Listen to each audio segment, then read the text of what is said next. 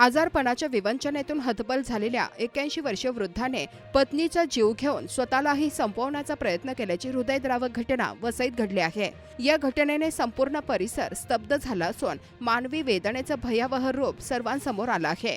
वसईतील सांडोर गावातील करडीवाडी येथे राहणारे गॅब्रियन परेरा वय वर्ष 81 आणि त्यांची पत्नी आर्पिना परेरा वय वर्ष 74 आयुष्यभर एकमेकांचे सोबती होते, पण वृद्धापकाळात दोघेही गंभीर आजारांनी ग्रस्त झाले होते। गॅब्रियन यांना कॅन्सरसारखा दुर्धर आजार होता, तर आर्पिना दम्यासह सांधेदुखी, कंबरदुखी आणि म्हातारपणातील असंख्य आजारांनी व्याकुळ झाल्या होत्या।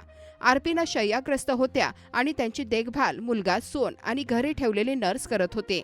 तरीही आपल्या आजारामुळे मुलांना त्रास होत असल्याची भावना या वृद्ध दाम्पत्याच्या मनात सतत कुरतडत होती। शनिवारी रात्री गॅब्रियन यांनी स्वयंपाकघरातील चाकू उचलला आणि पत्नी आर्पिनाच्या गळ्यावर वार करून त्यांचा जीव घेतला। त्यानंतर स्वतःच्या गळ्यावर, पोटावर आणि मनगटावर चाकूने वार करून आत्महत्या करण्याचा प्रयत्न केला। घराबाहेर गेलेला मुलगा आणि सून परत आल्यावर घर आतून बंद असल्याने त्यांनी दरवाजा तोडला। आतमध्ये आई रक्ताच्या थारोळ्यात मृतावस्थेत आणि वडील गंभीर जखमी अवस्थेत पडलेले पाहून ते हतबद्ध झाले। या घटनेची माहिती मिळताच वसई पोलिसांनी घटनास्थळी धाव घेतली। आर्पिनाचा मृतदेह ताब्यात घेण्यात आला, तर गंभीर जखमी गॅब्रियन यांना रुग्णालयात दाखल करण्यात आले असून त्यांच्यावर उपचार सुरू आहेत।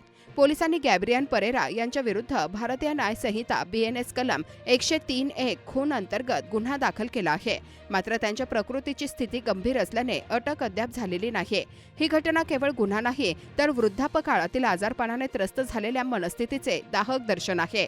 मुलांचे ओझे कमी करण्यासाठी, वेदना संपवण्यासाठी या दाम्पत्याने टोकाचा मार्ग निवडला आणि वसईतील एक शांत गल्ली आज आयुष्याच्या असहाय्य शेवटाची साक्षीदार झाली।